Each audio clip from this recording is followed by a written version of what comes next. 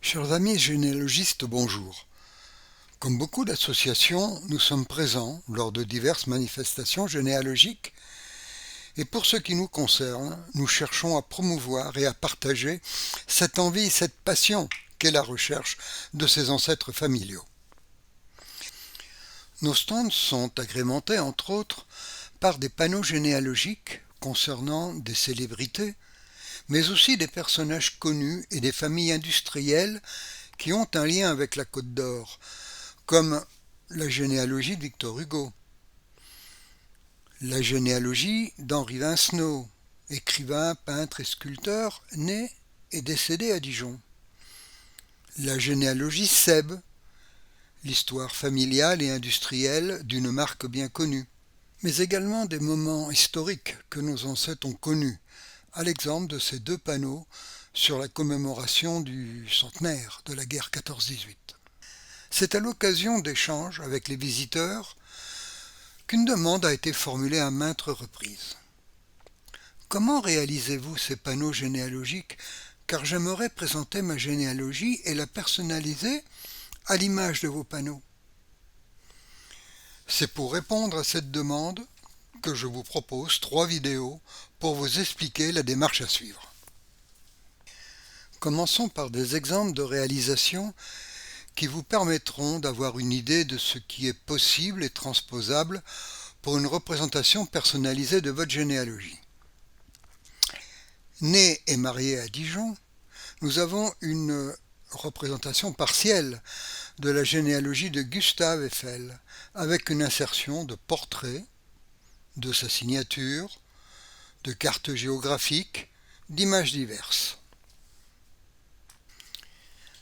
C'est la vue partielle de la double généalogie des cycles terreaux, avec d'une part les hommes et dirigeants qui ont géré cette marque, et d'autre part la vie de l'entreprise suite aux successions et divers rachats.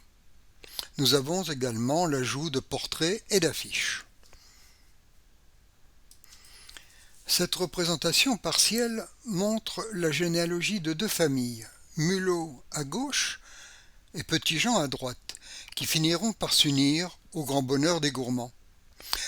En parallèle, l'évolution de l'entreprise jusqu'à nos jours, avec les rachats et fusions d'autres marques et sociétés. Pour se rapprocher d'une généalogie plus personnelle, voici des réalisations construites par des membres du CGCO. Cette généalogie est mixte, car elle intègre les ascendants directs puis des descendants. Une frise à gauche permet de situer, entre Louis XIV et le président Chirac, l'époque où vivaient, c'est-à-dire de la royauté à la Ve République, les différents personnages.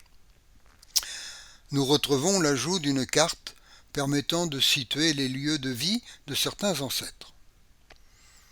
Ce document, Excel, est réalisé au format A2 et le fichier qui en résulte a été imprimé par une société d'imprimerie et de travaux graphiques.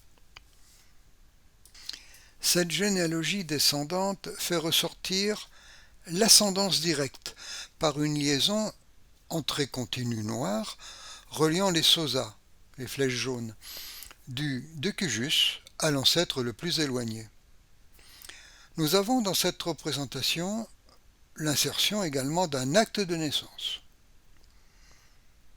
Ce document Excel est composé de 6 feuilles au format A4 horizontal, imprimées sur une petite imprimante classique, puis collées pour obtenir une représentation mesurant 42 cm de haut par 90 cm de large.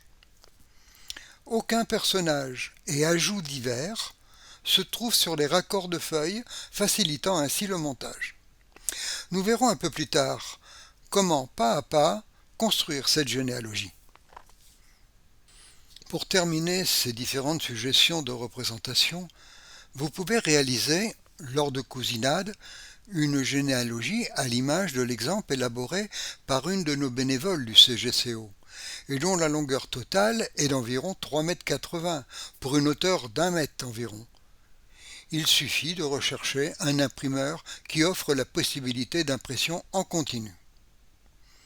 Cette généalogie a été réalisée sur un support toilé avec œillet permettant de le rouler facilement et de l'accrocher tout en ayant une très bonne résistance à la manipulation. Il faut bien avoir conscience que la généalogie ce n'est jamais fini et que la représentation généalogique que vous allez réaliser est une image figée à un instant déterminé de votre travail de recherche généalogique.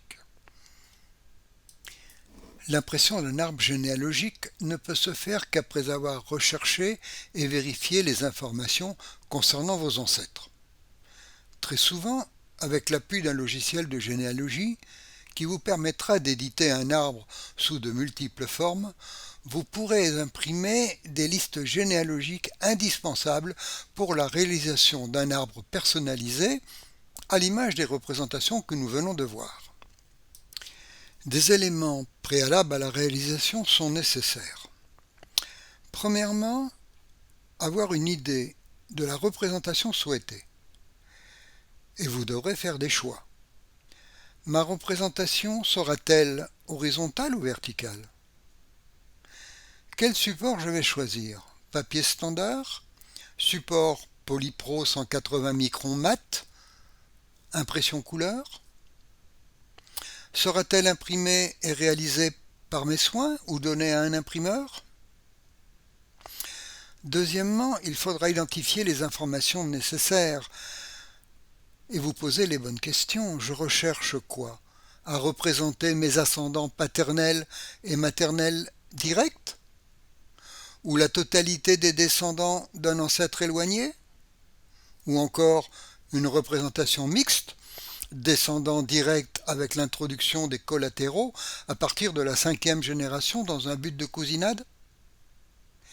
Et puis pour personnaliser mon arbre, quelles photos, images d'actes, documents divers je vais retenir?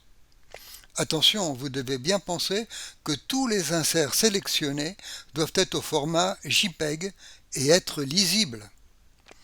Troisièmement, il faudra mémoriser les éléments de la composition.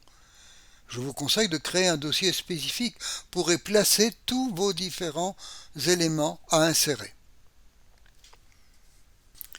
Quatrième et dernier préalable, avoir une connaissance et une pratique du logiciel Excel, principalement sur les fonctions suivantes. Je vous laisse le soin de vous les remémorer. Les éléments de construction qui vous seront proposés, comme les modules d'identification de chaque individu qui feront l'objet de copies-collées, peuvent être, si vous le souhaitez, remplacés par des créations d'éléments plus personnels et spécifiques afin de répondre à vos attentes. Maintenant, nous allons pouvoir aborder pas à pas le principe d'élaboration d'un arbre sur Excel. À bientôt pour la prochaine vidéo.